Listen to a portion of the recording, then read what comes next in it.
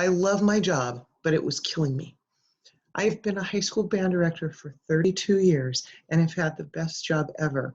But my goal when I was, from the time I was a young kid, was to be a high school band director, to build a program that was big in the community and was successful, that my own children would be a part of, because I would live and teach in the community. I mean, I had all these great dreams for being a teacher, and I achieved them all. But it came at a great, great expense. That expense was my own personal health, my physical health, and my mental well-being. If you're a teacher, you might know what I'm talking about because you're responsible for everybody else's kids all day. I have 300 students a day under my responsibility from school.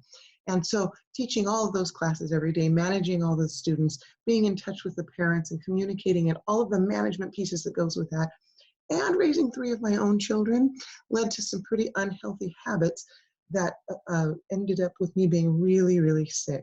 I just want to share with you something that was happening in my personal life as I was teaching for many decades and running this high intensity work that we all do as teachers.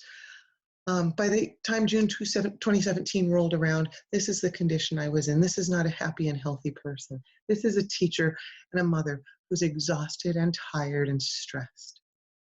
After 12 major surgeries, including my back, neck, hip, and foot reconstruction surgeries, I was still in pain. I was hurting all the time. I had inflammation in all of my joints. It was awful. I was overweight. My legs kicked all night, restless leg syndrome. I was on 14 prescription medications. That's unbelievable. I had been diagnosed with ADHD, depression, anxiety, and insomnia. And there I was working 12, 14 hours a day, that zero period class starting at 6:30 in the morning, and evening concerts and football games and basketball games and fundraisers, all of that going on. And I was exhausted. This is what happened to my body. And my brain was having a hard time too. It's hard to be a super focused teacher when you're in this condition yourself.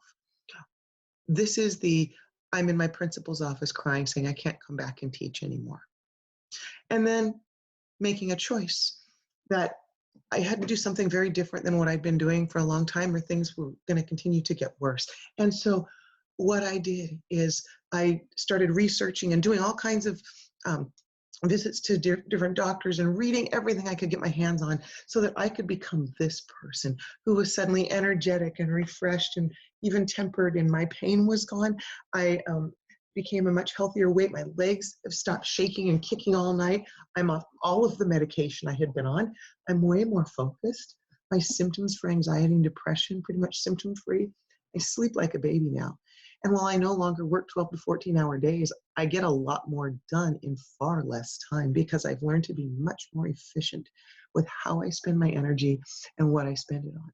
And those are some of the things I really want to share with you, because that's what I do now, is I help other people, music teachers in particular, go from this physical and mental exhaustion to this as a human being, to get our own health under control. And I do it not just because it helps make us feel better as people, but look at what it does in our classroom too.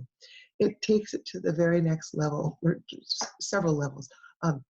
What I started doing as my own personal way to start my day, I've incorporated in my classroom every day. We make a 4-minute investment every day that has turned the classroom around musically, management-wise, everything I could have imagined. I feel better. My students feel better. It's a different place. And that's what I want to teach you to do. So you can read the book and start understanding how it works, or you can get in touch with me and we can shortcut a lot of that. Just like when you take private lessons, for example, on your instrument, to learn an instrument, instead of just getting a method book and trying to go through it all by yourself and figure it out, a lot of times you would work with a private teacher who would say, let's find what it is, where your challenges are, dig in and attack those and get those going. And that's what I do. I take my book, personalize it for you, help you and your program to get to that place where you feel good and where things are running the way you want them to. And you got the energy left over for your own family at the end of the day. So why don't you grab a computer or and send me a quick little email that just put "let's chat" or something like that in the information line to me, and all you do is send it to me at Lesley, Lesley, at Empowered Educator, the letter M, Powered, educator, educator.com.